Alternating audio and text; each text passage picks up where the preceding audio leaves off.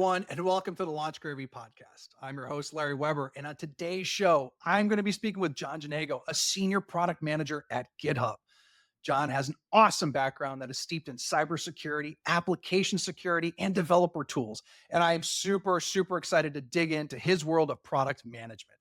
Hey, John, welcome to the Launch Gravy podcast. Hey, Larry. Thank you for the warm welcome. All good, all good. So let's dig in. You are a senior product manager at GitHub. Can you tell us a little bit more about your role, your responsibilities there, and maybe like a brief overview for folks, maybe all three people out there that don't know what GitHub is? Yeah. Okay. So I work at GitHub. GitHub is the home of open source. It is the world's largest source code hosting and developer tools product in the world. It's been around for over a decade and is where software developers of all sizes, all areas of expertise, from students to professionals, do their software development almost every day. I've worked at GitHub almost a year. And as you said, I worked in developer tools at other companies before that. So at GitHub specifically, I work on the security products team. I work in the GitHub supply chain security organization on a part of the portfolio called the dependency graph and a tool called Dependabot, which is the world's largest used SCA tool. So yeah. SCA, for those that don't know it, what is SCA? Oh, yeah. Acronym. SCA is software composition analysis. Yeah. It is a way to analyze an application for potential risks in the software dependencies that it's using. And GitHub, as host of literally millions of software repositories, checks the contents of those repositories for potential vulnerable dependencies that they're using and automatically suggests fixes to those dependencies to make the world have a much more secure environment. So yeah, that's what I work on at GitHub. It's been great so far. No, that's great. Yeah, and sorry about when I hear the acronyms, it's like things that come Sorry. common to us sometimes. No, it's all good. It's just education for the masses here as we get out there. So a question for you specifically on product management. Can you tell us how you got into this as a profession? I personally got into product management through the practitioner route. It's kind of like a second career for me, I guess, if you want to think about it like that. I started up my career in systems engineering and systems integration, and then moved into a consulting role. Then I moved into working for an AppSec product company. And then while I was at that product company, I managed to talk my way into my first product management job. And it was mostly just due to, I think, having experience within the industry and like a lot of experience with the product and a lot of experience with customers, having been in consulting role.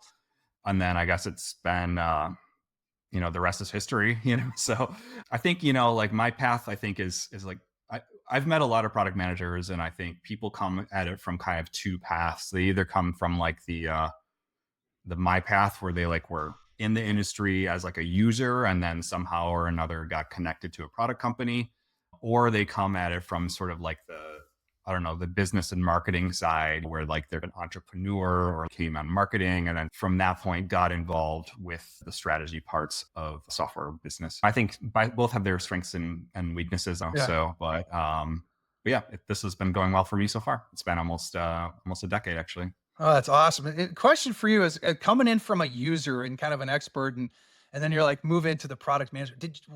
Part of the catalyst for that was that, did you just, man, the product's not working that great, I want to fix this as a user? Or is it more, I want control over the future. I want to build, like what were some of the inner feelings for that? Yeah. Because I always question that. Yeah. It's I mean, to be honest with you, it was probably a little bit of both of those things. It was, and a little bit of it was just sort of the career strategy side of it too. Sure. Like I think having been a user, like I had a pretty strong perspective on what was good and what needed improving in the product I was working with.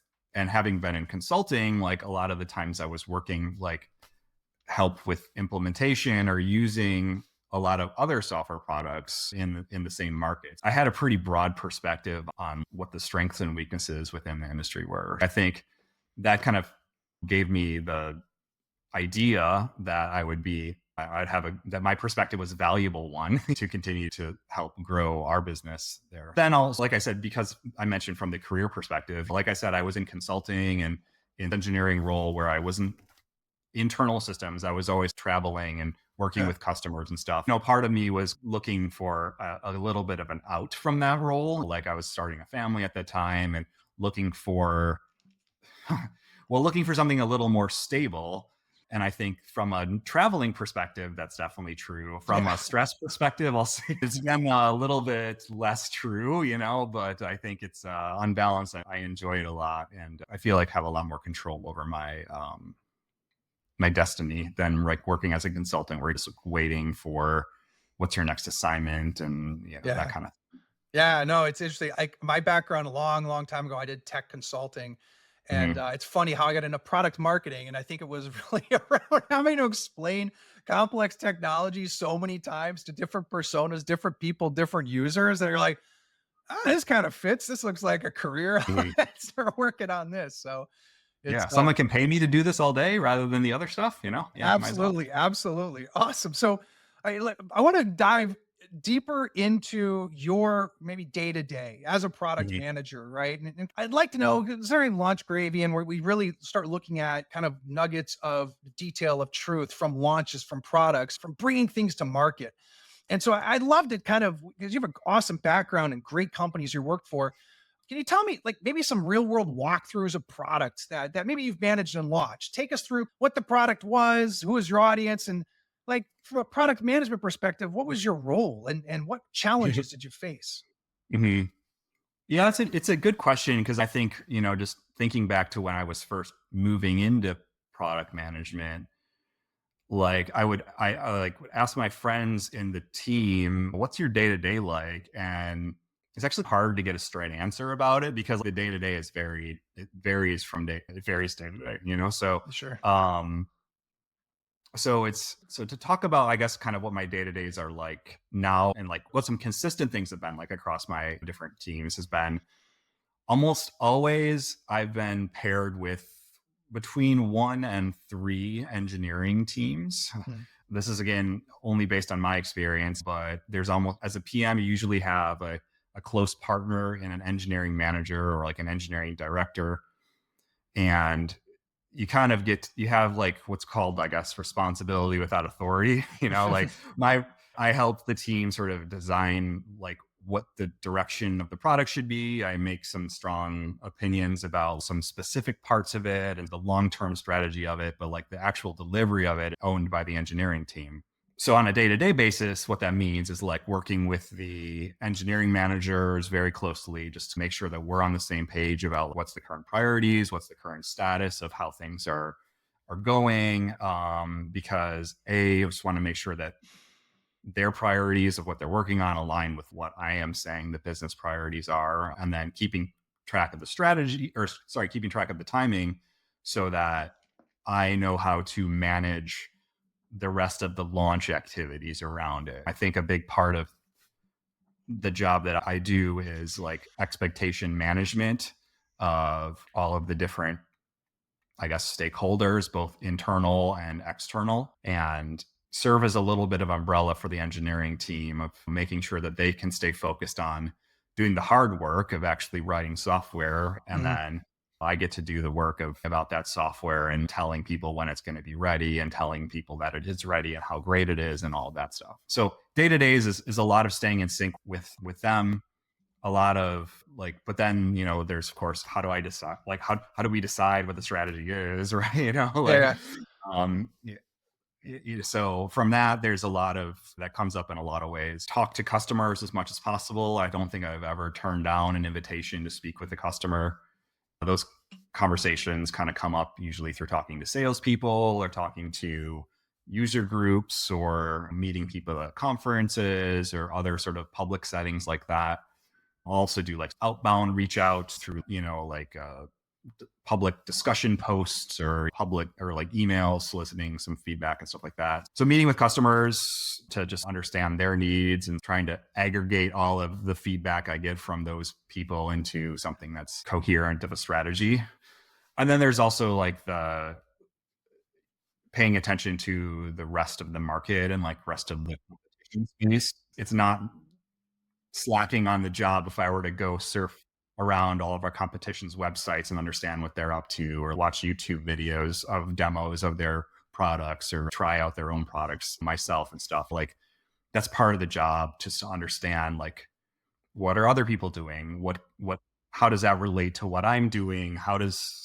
What can we do differently from them that's going to make us differentiated, and that kind of thing. But yeah, I think it's an interesting mix of internally focused activities like managing expectations without internal stakeholders, managing the work progress, keeping track of progress, reporting status, and all that kind of thing, with also talking outside to everybody else to make sure that what we're doing actually makes sense. Yeah, that's kind of the day to day. I don't know if it still is. If I were talking to myself a decade ago about what my day to day is like, I still don't think I'd have a clearer picture of what that Yeah. was, But there's every day is different, I guess, But it always revolves around those types of activities. No, that's great.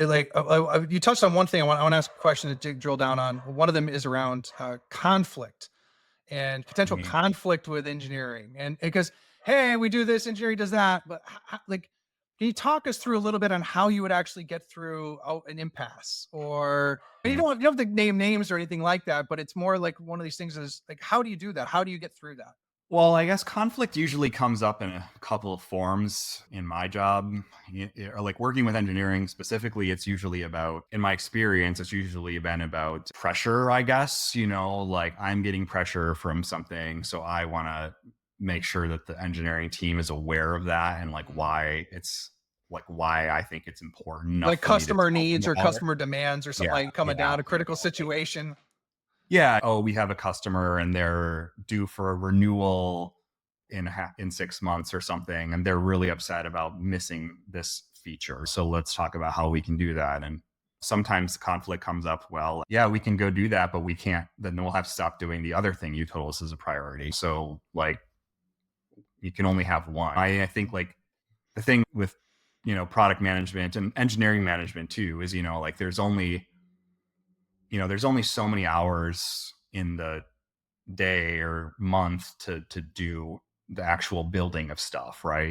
So Yeah. like it's always a constant shuffle of what your top priority is, and you can't do everything, because like if everything is a priority, then nothing's a priority, so like the conflicts are always sort of that nature. So but I mean, I prioritize working closely with engineering almost over everything, because I think like uh us being on the same page, having a harmonious relationship, like will, pay off it'll pay off, I guess, So um that fortunately hasn't come up a lot in my experience. Not to Mm. say it hasn't come up, but I think like how I've tried to mitigate it is sort of um like staying closely communicating with my partners in engineering, and B, I guess like empathizing with them. Like I think this is sort of like I think I have an advantage of having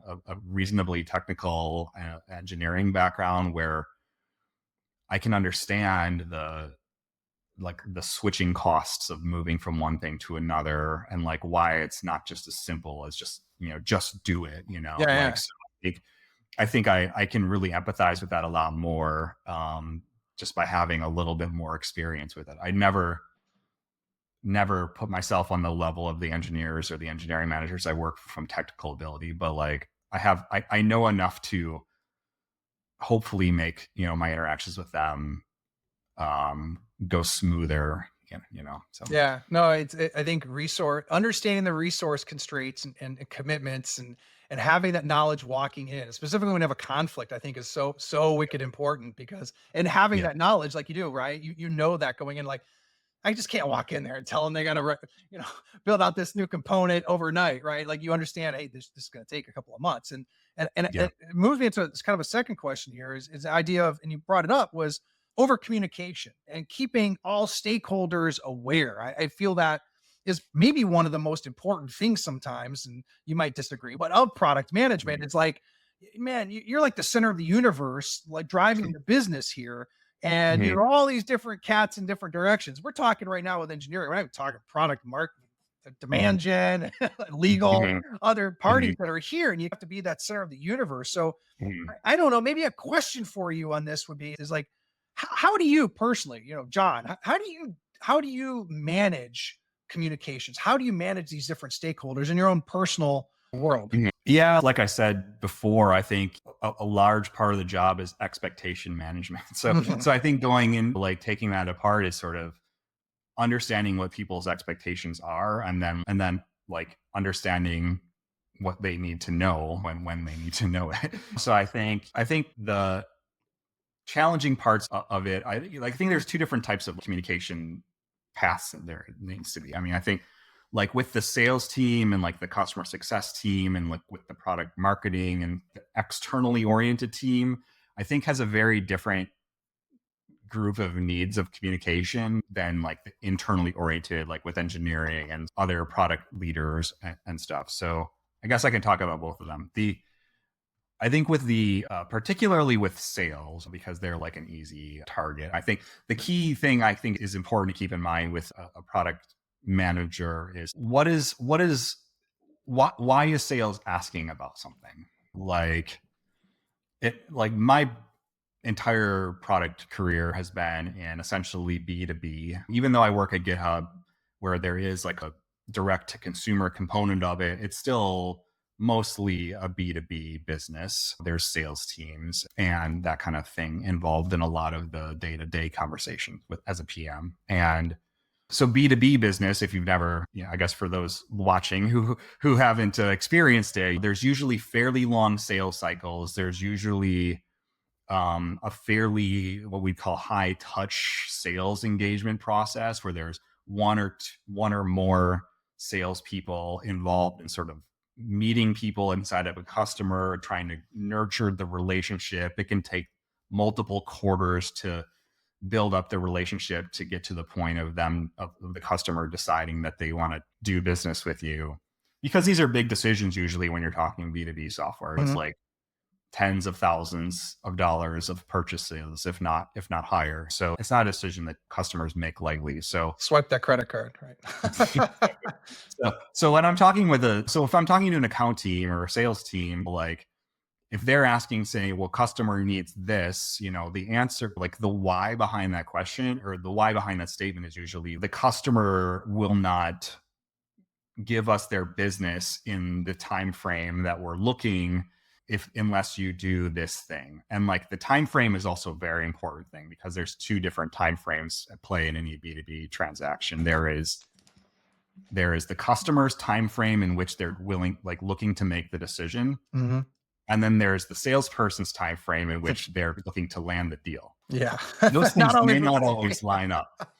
And like that second part may not be like the most widely talked about thing outside of the sales business, but like it is 100% true. I know enough people in sales team that they would not be upset at me for saying something like that.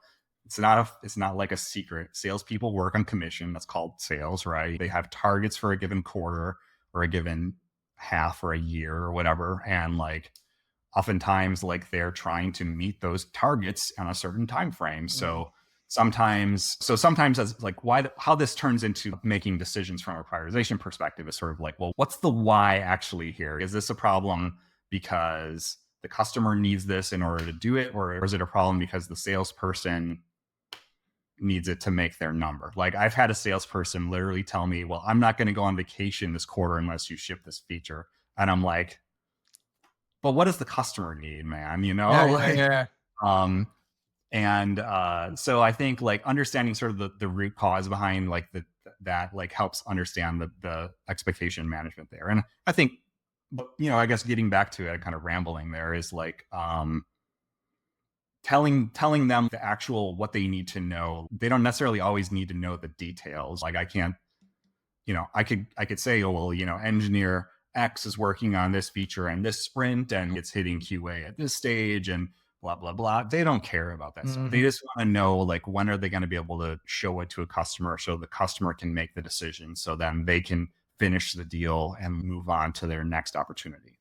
So keep it very targeted and also keep it very accurate as far as keep it very accurate because if I say, well, we're looking to land this in Q4, but you think it's actually going to land in Q2, they might make a whole plan around that thing happening in Q4 that could just fall apart if they have if so it's most important to make sure that they get truthful information that's relevant to them, I guess. Yeah. So that I mean, that's kind of like what I was saying about communicating externally. I could talk about communicating internally. I think I almost have sort of an inverse relationship in that I try and keep things in perspective. Like we're writing software here. It's usually important, but it's not like an international emergency, right? I think like using like the pandemic as an example, like there was time sensitive guideline or there's time sensitive needs around developing like vaccines for COVID, right? There's people dying and that kind of thing. Like when I'm writing, like when my team is working on building a new feature X, like people are not going to die if that doesn't happen like in April versus May or something like that. So, but that said, there are business things associated with hitting those goals and nobody wants to disappoint people or look bad to your management and stuff like that. So it's kind of a careful balance there. I try and strike, and I think that's where having like open and like frequent communication with like engineering leadership, especially, is important because they understand like the timelines I and like the business are looking for. So then they can use that to help sort of influence the timing of their scheduling of people and that kind of thing. That's why we have goals, man. It's we align on these goals, these timelines. Sure, they might slip, but it's that kind of the light everyone's looking towards and that end zone. So you touched on a couple of things, and I'm gonna segue here a little bit, but it's all related.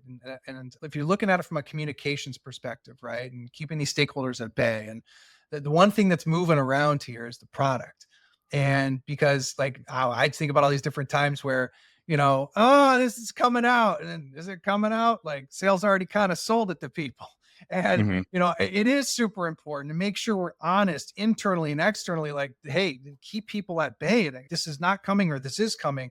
But it's the idea around, I would say, like the MVP, the minimal viable product. And the Hmm. first thing that gets out there, it's a twinkle in your eye, first and foremost. And then, oh my gosh, we have something here.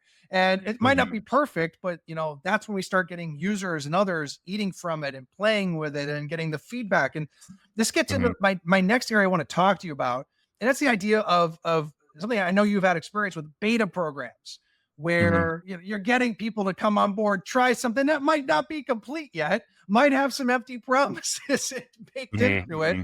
but there's a whole program in place and how we do it. So maybe I'll back away a little bit, but could you talk us through a little bit of your experience with beta programs and how you approach that? Hmm.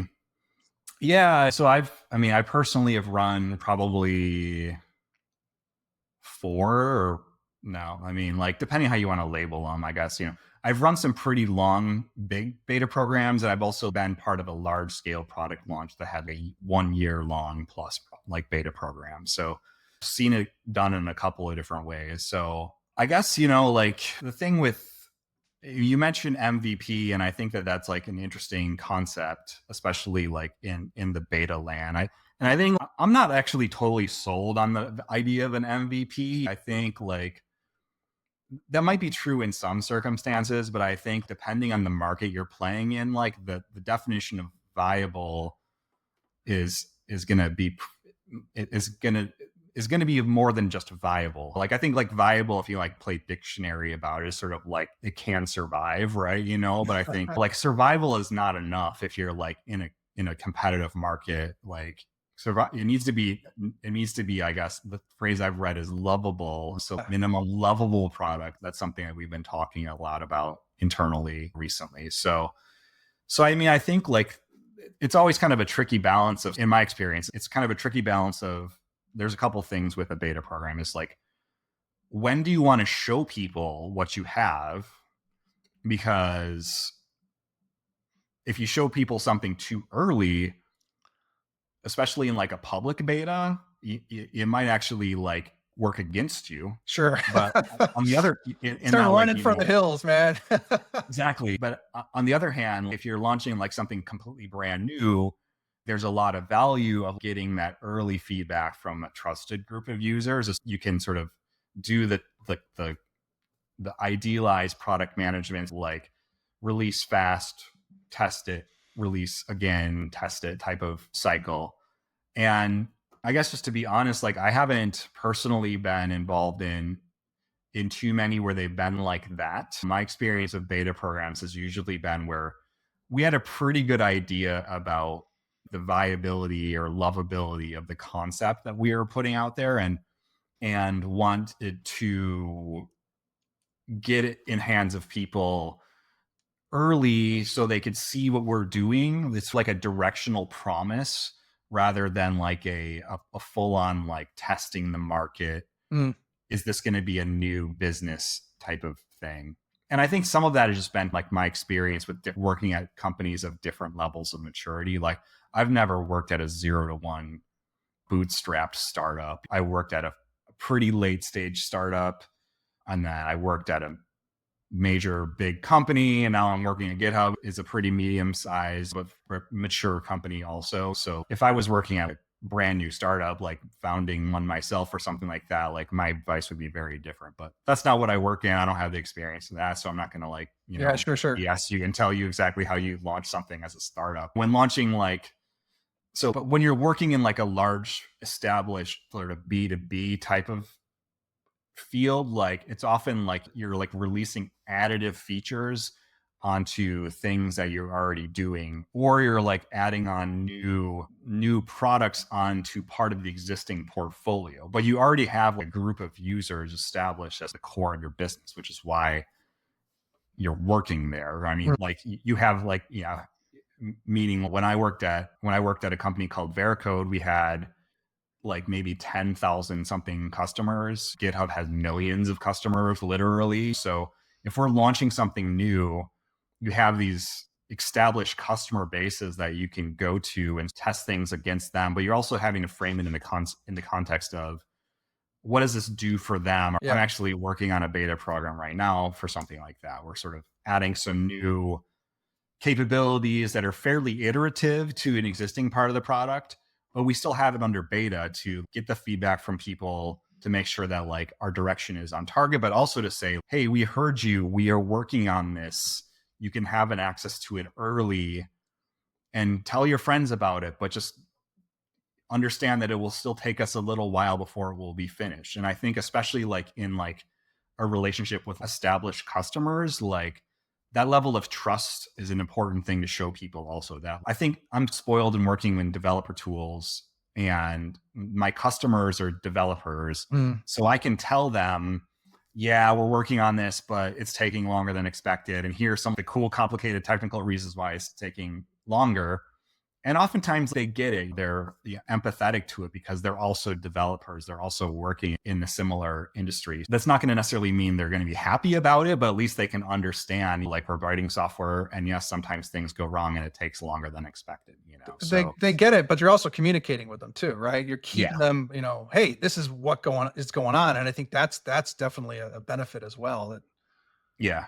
And I think that that's, I think when, my approach with talking with customers, especially like in the product management teams, is I think back to when I was a user, and like I never was able to talk to one of the product managers for the companies for the tools I was using. And I think I try and make myself accessible to customers, and I don't want to build this up to be like I'm some super special person that customers should be happy to be talking to per se. But I think like since my job is to listen to customers and prioritize the building of things that customers are interested in or say that they need, me talking to a customer is valuable for me, but it's also valuable for the customer to show that like we as a company are listening to them. So I think a little bit of, like a 1 hour conversation between me and a customer can like pay off for months or years because they remember, hey, I was able to talk with, or I was able to meet, a product manager for such and such a product. And even if they don't have any direct feature requests or whatever, they'll remember that we went out of our way to spend some time with them. So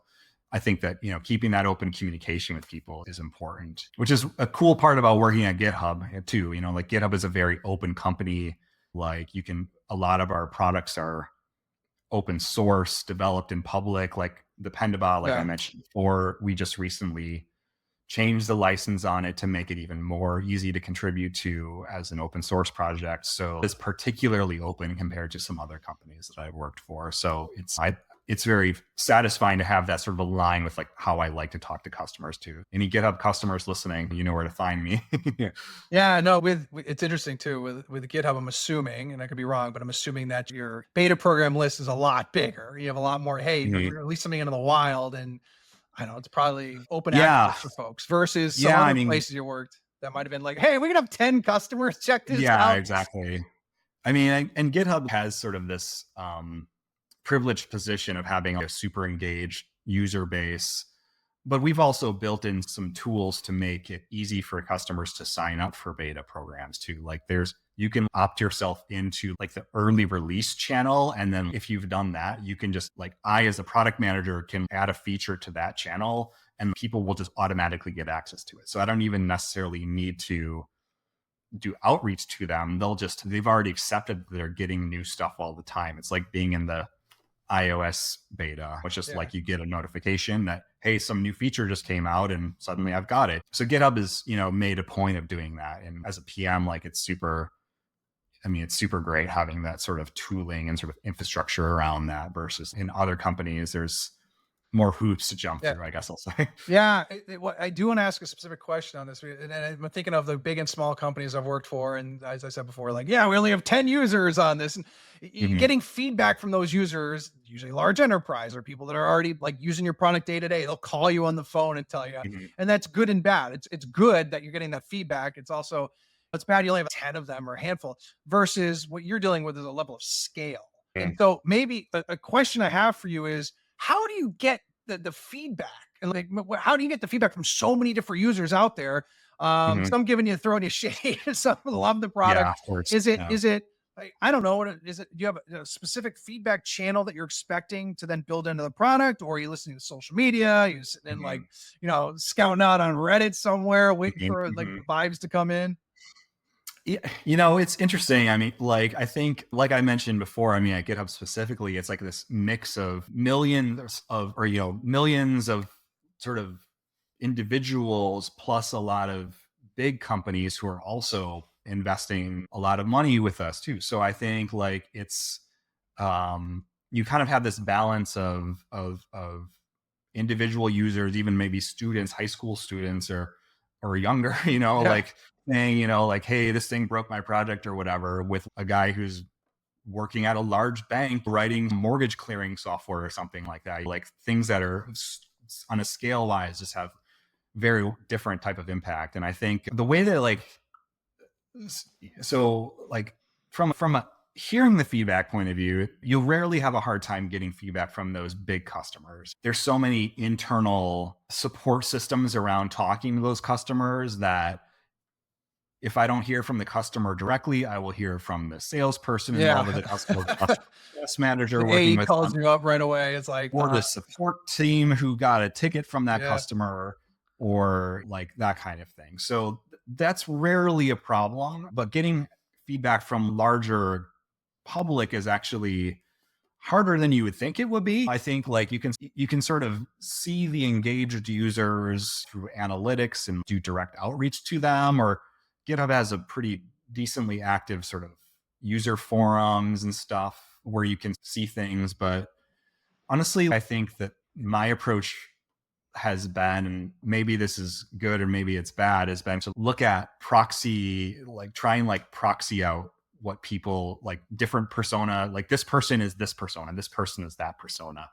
And also, I think understanding the differences and similarities between what the needs of an enterprise big customer are versus what the needs of an individual customer are. And I think like sometimes those needs are overlap perfectly, and sometimes those needs are divergent. But I think the trying to like sort of balancing out like those is sort of the tricky part when you're Hmm. working on such a broad thing. Oftentimes, of course, we want to solve for the many, but also like I recognize like probably the high school student working on their project for fun is not really that interested in building a SAML integration with the global Active Directory server or something. But like Yeah. that's a super important feature for the enterprise customer. You can't spend all your time on what like the individuals need just because that's the reality of business, right? Yeah.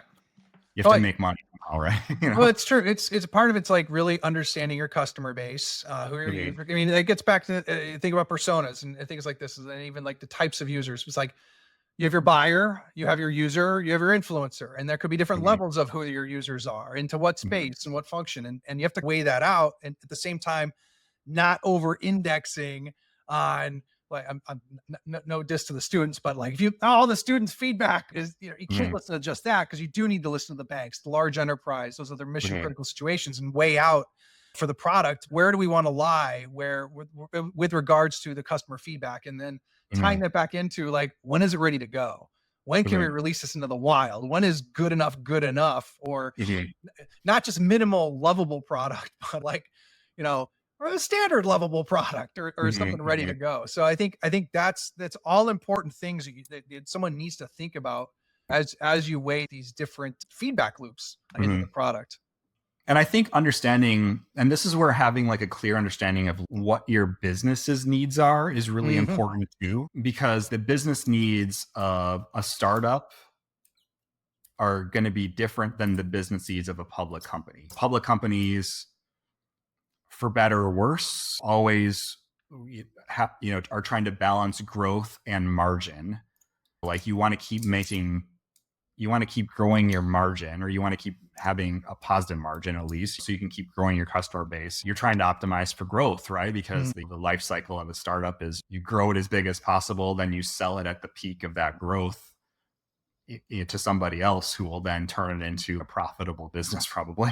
That's the typical software startups process. So you may make trade-offs that are optimizing for growth versus optimizing for income. Just to be frank, Sure, sure. like enterprise businesses are harder to land, but they also usually have more money to spend. So that's why you see companies go after that market. Like a bank is going to have extremely large IT budget. So they will, as part of the business, you want to try and be part of that budget spend. But if you're just trying to build something to get a ton of users, you can just you can optimize for those users. And that's actually exactly what GitHub did. Like I wasn't at GitHub at that time, but I've been a user for a decade plus. They started as like an individually targeted company, grew really grew really big, got acquired by Microsoft, and then made a pretty successful sort of not pivot, but like a pretty successful expansion to working with enterprises as well, while also not forgetting about the individual user base. I think it's been uniquely successful as a company Oh, to make that totally. type of transition. So, Yeah, no, no, totally. And like, look, you get back to as being a user again too. That's one of the nice things about with GitHub as a company too, is you're not just like you're part of the organization, but you're also your user. You facilitate, mhm. and that's not always true. Many companies, as even a product manager, you're not actually using the product per se in a day to day, but here Oh, I you have, use it every day. yeah, Like you can, you can look at, well, at least I can look at my contribution graph and see exactly when I was on PTO. Like it's pretty busy every day making issues or interacting with customers or whatever. But when I'm not at work, I'm yeah. not doing that kind of stuff. So Yeah, no, no, very good. Hey, we're getting close to time here, and I know I wanted to ask you a question on pricing. I'm going to hold that off, and hopefully we can have okay, a panel discussion or something at some sure. time. But in closing, we had a lot of great conversation around product management, kind of core things around it, and digging into the products and getting it into market and getting users and getting feedback and things like that. For folks that are maybe new to product management or Mhm. coming into this, or maybe they were dealt with it before and they're like a salesperson, they're like, oh, what's product managers do? Like how do you have any recommendations for maybe people new to product management and how they should maybe think about entering into this space and maybe bringing products in the market? Any advice or any guidance you would give to someone new in this field? Yeah. I mean, I think back to what some of the stuff I did when I was first as a product manager. And I think that the advice I would give to myself and whatever advice I give to new PMs that I've worked with where it's like their first job. I have worked with a few where it's like their first, PM job. And is A, to kind of shut up and listen. Like I think there's like this, I think that in new PMs, there's a lot of sort of online scuttlebutt amongst, how do I break into PM? It's like there's this idea it's like a prestigious job that is going to be super powerful and that kind of thing. And it's a fun and complicated and interesting job, but I don't know if it's as prestigious and glamorous as it might seem from the outside as like a new graduate or something. So I think where people sometimes might struggle at the beginning is they come in with a lot of people come in super idealistic and like with a ton of ideas and just try and start ramrodding them through the system without actually slowing down and listening to what is actually the current state of affairs. At least I know I did that. Like I went from being not a user, but when I was working, when I worked at Vericode, I worked in sort of the customer success team, and then I moved into the product management team. So I'm like, yeah, I know what all these customers needs. Like, let's start doing it. And now that's me Yeah, calling the yeah. shot. And like, yeah, it's not quite that simple. You have to understand like what the team is actually working on, what takes time to do, what they're trying to balance. Cause like you don't have the full picture at any given moment. But I think, especially when you're new, you don't have the full picture, even as much as you might think that you do from doing your homework from the outside. So I think that that's a big part. Like I said at the, multiple times, trying to establish a good relationship with your engineering team, I think has been really important for me. I think I can think of no reasons why you would not want to have a good relationship with your engineering team. So establish that, even if you're their best friend or understand everything that they're doing, like building empathy with what their day-to-days are like, what is important to them, um, and what will help them feel successful is really important. Because I think like at the end of the day, like you as PM are trying to make your customers happy and by making your customers happy, you're trying to make the business successful. It's like those two things ideally are like this virtuous cycle. And if the business is successful, the people who work for that business will also reap the rewards, whether that is just having a happy working environment or having more financial rewards or whatever it is that's important to them. But I always keep in mind like that I'm trying to make the business successful and that we are all coworkers and we have different roles. I'm trying to make it successful in my way and try and support you in helping make the business successful in your way. So Yeah. I think that that's a real important attitude to take also. And Totally, then totally I agree. guess the final thing I would say is talk to as many people as possible. Talk to the customers. Never turn down a customer. Never walk away from a chance to meet a customer. Talk to the salespeople as much as possible. Talk to your marketing team. Like you'll never know everything about the business, but you can get a finger on the pulse of everything if you talk to enough people representing different stages of it. You're still not going to have perfect visibility into anything, but like if you talk to enough people in a bunch of different places, you can start to get a pretty good feel for things. And having sort of those feelers everywhere, I think is really important part about being in product, because that helps you build your intuition, which helps Mm. you make decisions faster, which helps you make better decisions, and will ultimately just lead to a stronger product and a stronger team. Yeah, no, I think that makes 100% sense. And I agree. And I think what you touched on, even with the engineering team, is how I viewed when I was in product marketing, like being with product management. You had to be besties. And unless you were Mhm. in the trenches together, working together on it, and this is why I wanted to get to, we talk about pricing other areas, is look, there's so many interdependencies you have with these different teams. And if you don't over communicate, if you don't have these synergies, you don't have these relationships, you've probably been there too. I've been in companies where it's fallen flat on its face and it's been not a good experience. And those Mhm. best experiences and those best launches, those best outcomes, and best, honestly, day-to-day living arrangements for just me being a human, and I have been when you have those good relationships internally. So look, Yeah. I'm on board 100% with that. So hey, John, we got to go here, but thank you so much for being on the Yeah. podcast Thank you. today. It has been great talking with you, and hopefully we can have you back on and chat through more and dig into something like pricing. Likewise. Yeah. This has been great. Thank you. Awesome, John. Hey, take care. You too. Bye.